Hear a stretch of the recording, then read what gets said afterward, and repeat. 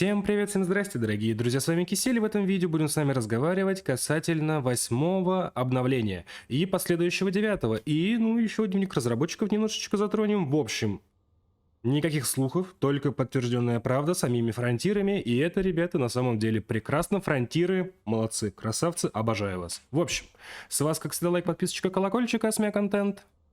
Поехали! И, естественно, ссылочка на всю эту информацию будет в описании под видео. И именно на форум у фронтиров вот недавно, несколько часов назад, был стрим. И мы сейчас все это дело подробненько обсудим. Естественно, я сделаю некую выжимку, а не просто зачитаю. И, добавлю свои некоторые там мнения по этому поводу. Потому что просто так зачитывать, нужно это дело как-никак, хоть как-то обсудить. Приветствую командиров. Это, я, естественно, перевожу. Когда мы подходим к концу еще одного месяца, мы рады поделиться последними достижениями команды в области разработки. На прошлой неделе было выпущено обновление Одиссея, 7-е обновление, естественно, которое носит большие изменения в зоны конфликтов, такие как противовоздушная оборона, ракетные войска, воздушные бои и так далее. Ребят, если вы не в курсе, что это вообще такое, я сейчас вкратце вам расскажу. Как это выглядело? Это было в среду. Обещано было, что наземные турели, которые стреляют именно исключительно по кораблям.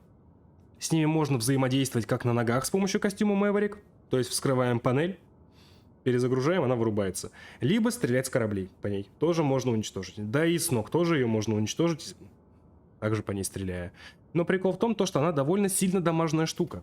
И кораблям, было неприятно. Но один момент, я не смог, так сказать, вкусить полноту всего этого дела, потому что в среду, когда вышло обновление, полетел сразу практически на зоны конфликта. И обещанных воздушных боев, над поселением, не было. Но на следующие дни уже все это дело было введено, и мне подписчики скидывали это дело. Там, ребята, прям звездные войны. Там реально круто. И прикол в том, что там не игроки бьются с игроками на кораблях-то наверху. Не в этом-то даже дело, а то, что еще появляется воздушная непись. А это очень и очень хорошо. Ладно, мы идем дальше. После нашего августовского поста мы получили много отзывов и усердно работали над решением ваших самых насущных проблем. Не только из системы отслеживания проблем, но и из всех уголков нашего сообщества. Мы рады сообщить, что с обновлением 7 мы устранили ряд соответствующих ошибок, и теперь эти проблемы на трекере закрыты. Да, ребята, наконец-то аж непись дернулся. Это прекрасно. Трекер — это имеется в виду страница отслеживания. То есть, чем больше будет постов под одной и той же ошибкой, грубо говоря, тем этот пост просто выходит вверх, вверх, вверх и вверх. И типа это самая первая проблема, вторая, третья, четвертая. И они это дело делают, слава богу. И, ребята, плазму они пофиксили просто великолепно, получается, через 2 дня. И это очень хорошо. И, слава богу, с дюпом мы тоже разобрались. Но не мы, а фронтир имеется в виду. И гораздо быстрее, нежели это было раньше. Это 3-й раз, когда выходит такая ошибка, но раньше это работало то ли 1,5 недели, то ли 2, понимаете? То есть это хорошо, это хорошо. Фронтиры, я вас люблю, помните об этом. И игроки, не злитесь на фронтиров, они работают, они молодцы. Баги, которые еще остались, такие незначительные, о которых, по крайней мере, мне мои подписчики рассказывают. Это из серии топливозаборник у нас не отображается во время заправки. У меня баг встречался то, что я не могу просто-напросто прыгнуть, то есть идет загрузка FSD, это было видео касательно плазмы, она доходит до максимума и ничего не происходит, корабль не идет никуда. Если корабль двинуть в другую сторону, он будет писать «центрируйтесь на направление корабля», и когда он центрируется, опять та же самая история, релог помогает. История с лутоносцем, допустим, когда у вас нижняя правая панель, в его взаимодействии, когда вы заходите в службы, просто комкуются в одну кучу, и ничего выбрать толком невозможно. Тоже решается обычным релогом, никаких проблем. И еще, вот у одной из моих подписчиков, скажем так, не знаю, подписан, не подписан, но часто бывает в Дискорде, такая проблема была. Катались по планете, все было прекрасно, вызывает корабль в 1,5 километрах, точка, где корабль непонятно, подъезжаешь, корабль исчезает, релог тоже помог. Если есть какие-то более серьезные такие недочеты касательно не производительности, а багов различных, пишите об этом в комментарии и, естественно, фронтирам. Идем дальше.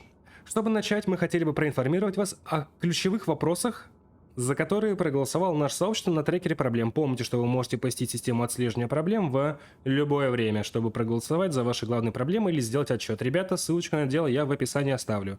Первое. Производительность кадров в секунду в Одиссее. Ребят, она реально выросла, особенно на планетах. Это я дело даже проверял. С учетом того, что основная часть наших оптимизаций теперь выполняется с обновлением 7. Наряду с рядом других изменений наша команда разработчиков кода Теперь рассматривать дальнейшие оптимизации с немедленным акцентом на освещение, которое планируется выпустить с обновлением 8. Также ведется дальнейшая работа над обновлением 9, то есть 8 уже скоро должно произойти, 9 пока туда откладывают все возможные дела касательно того, что они будут фиксить. Ну да ладно, я так понимаю, обновление 8 выйдет, наверное, так же, как и 7 в середине месяца, но это еще не точно. Следующее. Сглаживание. Но именно сглаживание на планете. Тут написано сглаживание пешком, дословно, но вообще это сглаживание, когда вы бегаете в комбезе. В обновлении 7 мы улучшили сглаживание на планетарной местности. Крупным планом дальнейшее улучшение появится в обновлении 8, и мы рассмотрим другие области для улучшения в будущих обновлениях. Много людей жаловались, то что именно сглаживание работает некорректно, так же как Fidelity Super Resolution и так далее. Но реально с перехода 6 на 7 была разница. Надеюсь, с перехода на 8 будет уже гораздо более, так сказать, приятная. Так, теперь касательно залипания кадров в секунду в пешеходных поселениях, в пеших поселениях, очевидное после обновления 5. Мне писал один подписчик в комментарии в одном из видео, то что даже на 3070 у него есть дропы. Именно вот спокойно 50-60 кадров у вас, грубо говоря, да, на наземке, а потом резко хренак, ничего особо вокруг не меняется, но при всем при этом у вас падают кадры чуть ли не до 5. У меня такое было даже на стриме в среду, когда смотрели обновление. То есть я спокойно высаживаюсь, налетает непись, стреляемся, и в каких-то рандомных точках происходят дропы FPS на очень маленькие значения. Идем дальше.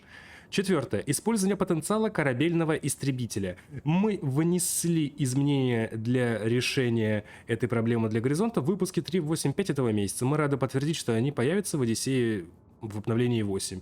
Я вот не совсем понял использование потенциала корабельного истребителя, что подразумевается в этом, но ничего больше не написано. Если дословно, то Ship Launched Fighter Potential Exploit. Внесите ясность. Может, им что-то там будут их взаимодействие улучшать с различными вещами из серии. Можно будет ими нормально сшибать. Точнее, брать в цель наземные цели. Наземные, пеших пацанов, дронов на станциях, которые бывают, дронов на руинах стражей. Не знаю. Кроме того, мы надеемся решить ряд других проблем в нашей разработке обновления 8. Следите за нашими каналами для регулярных обновлений. Это, ребята, у нас Twitter, это, ребята, у нас форум, и это еще различные русскоязычные, так сказать, группы. Но лучше, конечно, Твиттер их чекать. Либо в мой Дискорд, там есть раздел новости. Так вот. Предстоящее обновление и контент. Это все, что вот было до этого. Это сейчас не про 8 обновление пока что. Сейчас вот будем говорить именно то, что нас ждет. Пожалуйста, обратите внимание, они находятся на разных стадиях прогресса, это касательно разных пунктов. Это не исчерпывающий перечень всего, что рассматривается. Они не являются окончательным, поэтому могут быть изменены. Мы будем информировать вас о новостях и деталях по мере их продвижения и обновлений с учетом сказанного, вот лишь некоторые из рассмотренных функций контента, чтобы дополнить другие работы по разработке, необходимые для будущих обновлений. Обновление 8. Команда была невероятно занята работой не только над оптимизацией и исправлениями, но и над созданием нового захватывающего контента для Одиссеи. Вы можете увидеть предварительный просмотр некоторых функций, которые планируется выпустить в обновлении 8. Давайте сейчас мы к этому делу перейдем. И касательно производительности, ребят, маленькое отступление. Сейчас у нас как-никак 7 обновление, но 112 кадров, космос, корабль, не в гиперкруизе, высокие настройки. То есть то, что было в начале, реально проделана большая работа. Так вот, что они собираются ввести из первого? Того, что они представили. Эмоции. Тут так написано, ты сам их просил, обновление 8 принесет новый способ не только выразить себя, но и физически пообщаться с серией эмоций, которые появятся в игре. Ждем танцев. На самом деле прикольно. И физически пообщаться с серией эмоций, которые появятся в игре. Полный набор включает следующие эмоции. Машите, аплодируйте, указываете, соглашайтесь. Не соглашайтесь, останавливайтесь, идите и, конечно же, салютуйте. Может, сальтуйте. Эти эмоции зависят от контекста, поэтому могут быть направлены на коллег-командиров. Эмоция точка также позволяет создателям в мире выделить интересные моменты, цели для других командиров в вашей команде. Ладно, допустим. Прикольно. Только непонятно, это будет за арксы, либо так дадут. Следующее. Касательно мультикрю. А тут, ребята, на самом деле уже интересно. Сейчас я вам зачитаю, а потом выдам то, что об этом думаю. Как упоминалось в обновлении 3 для разработки, мы рады подтвердить, что все следующие корабли получат дополнительное место, чтобы позволить 4 командирам подняться на борт. Это у нас, ребята, следующие корабли. Анаконда, ну, уже был слив по этому делу, причем от фронтиров, ну не слив, они об этом сказали даже, где будет находиться еще одно сиденье. Хорошо. Белуга лайнер, Федерал корвет, Имперский катер, Type 9, Type 10 и, ребят, вот сейчас внимание, Крусейдер. Почему здесь нет Крайта МК-2? Я не знаю. Он, как и Крусейдер, может иметь типа истребитель, видимо, там просто нету места. Ну, там, если что, есть барная стойка, на которой кофеварка, обожаю эту кабину. Ну ладно, может, потом ведут. Это, с одной стороны, как... Ну, типа, зачем? Ну, и с другой стороны, как бы... Хорошо, объясняю. Вы летите своими дружбанами... Точнее, даже не так. Вы летите один на какую-либо миссию наземную, рейд, либо что посложнее, либо зона конфликта, и такие... Ребята, help. Я, типа, не справляюсь. Пишите это в чате эскадры, либо там в Дискорде, будь у кого другого там. И ребята подтягиваются. И подтягиваются совершенно простым способом, не прилетая на корабле через там сотню световых лет, тратя на это время. А просто вы их приглашаете в экипаж, и они оказываются у вас. Высаживаетесь и вчетвером просто идете и все это дело делаете. На самом деле, мне нравится это нововведение. Не знаю, как вам. Напишите свое мнение касательно этого дела. Дальше, ребята... Будут новые инженеры? Да, еще новые инженеры, но в колонии. Для тех, кто далек от пузыря в колонии, выпуск обновления 8 добавит 4 новых инженеров для посещения командирами, предлагая различные способы улучшения вашего оружия и костюмов. Я как-то писал видео касательно колонии, и кажется, ребята делают так, чтобы вы могли совершенно спокойно заинженерить также все свое, как корабельное оборудование, так и ручное вооружение и комбезы, находясь там. Это похвально. Но хотелось бы, конечно, узнать, что это за инженеры, что они требуют и что они будут делать. Если что-то такое из серии баночка щита-накопителя в 4 гаечки, чтобы зафитить такое дело, вам придется лететь в колонию. Либо систему жизнеобеспечения в 5 гаечек, это тоже в колонии. Интересно бы посмотреть да пощупать. До колонии, ребят, не так уж и долго лететь. Это реально очень быстро, это не трудно, но немножечко это просто выматывает. Ладно, давайте-ка дальше. Интерьер мега-кораблей. Там писали мегашипы, до этого в 7-м обновлении было непонятно. Мегашипы ли это, либо флотоносцы. Кстати, по флотоносцу тут тоже кое-что будет. Но дальше идем. Интерьеры мегакораблей. С обновлением 8 мегашипы получат интерьеры, которые командиры смогут посетить после того, как они пришвартуются. Эти интерьеры будут предлагать различные услуги, которые можно найти на таких станциях, как Vista Genomics и Frontline Solution. Спасательные мегашипы в настоящее время не будут иметь интерьеров. Ну, ладно, допустим. Далее. Косметика в Горизонтах и в Одиссее. Мы рады подтвердить, что эта разработка завершена. Начиная с обновления 8, вы сможете использовать косметику для летного костюма вместе с костюмами Одиссеи. Это, если что, ребята, сейчас у вас будут картиночки. Довольно выглядит неплохо. Чем-то что-то напоминает какую-то игру, но я не могу понять. Как будто... Даже не знаю. В общем, вы сейчас все это дело видите. Двигаемся дальше. Дополнение и улучшение миссии. Миссии в Одиссее получат дополнительные функции в обновлении 8. К ним относятся враждебные агенты, пытающиеся перехватить вас в пути, контакты, с которыми вы можете встретиться в поселениях, и NPC, пытающиеся использовать шаттлы для бегства в гиперпространство. Вот это, кстати, неплохо.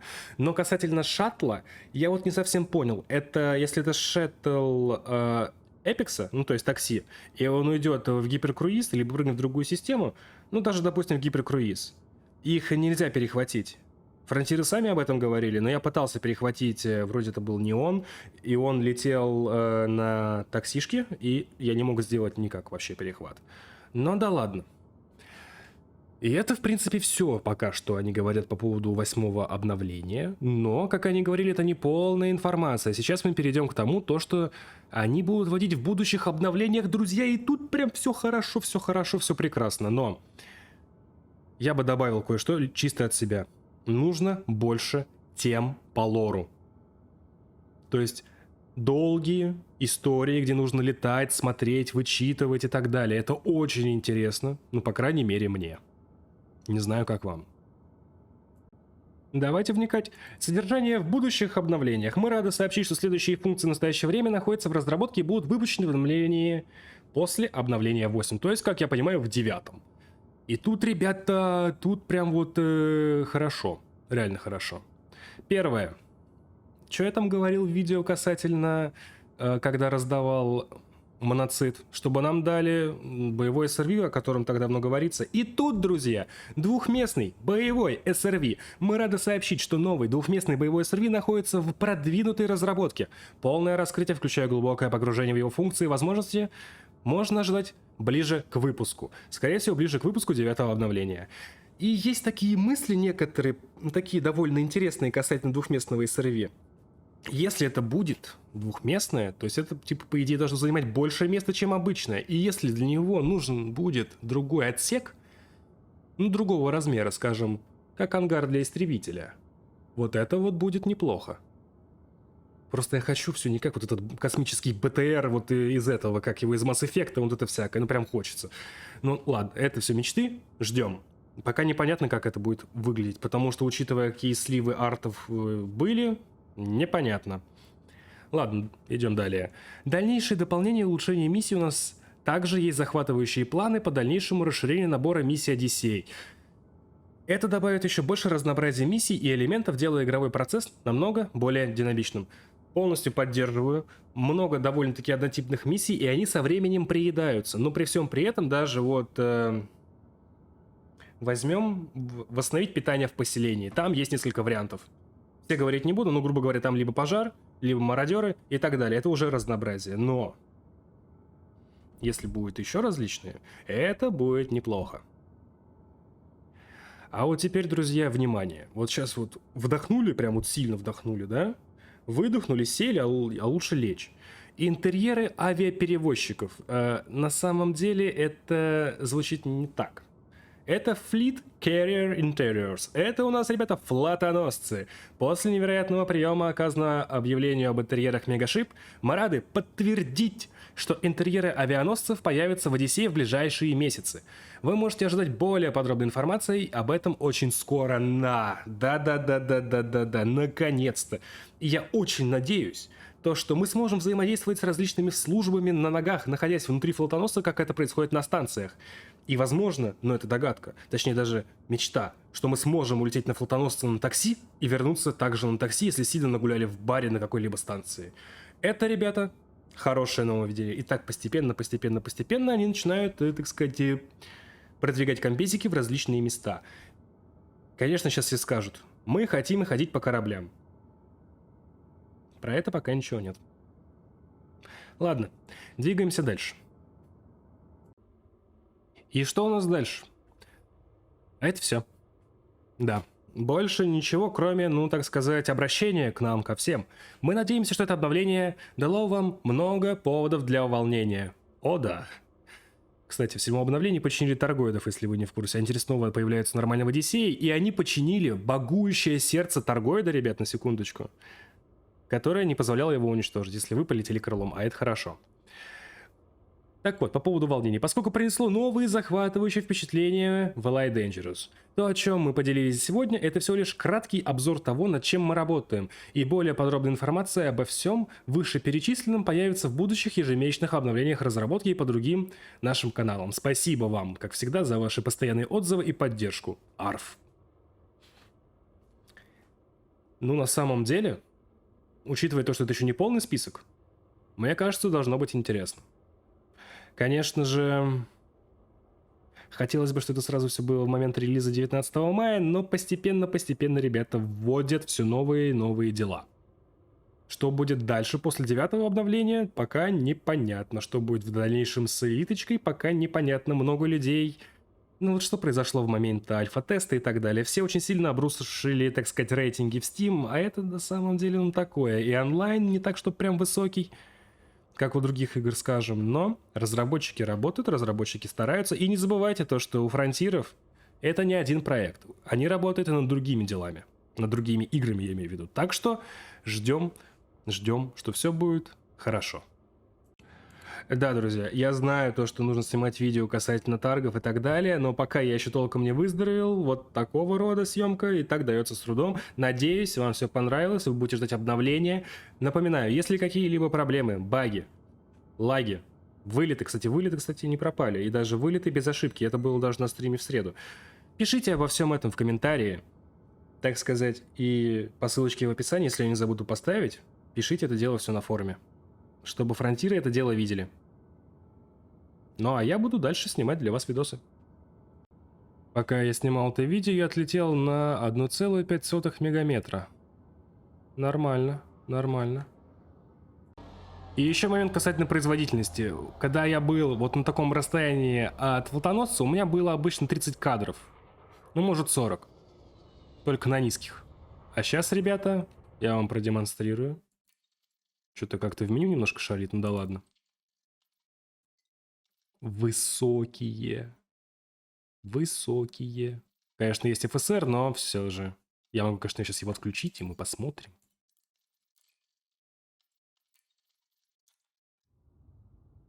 Но все равно больше, чем было гораздо. Просто в разы. Столько было. Было даже меньше на низких. Молодцы, ребята. Молодцы, фронтиры.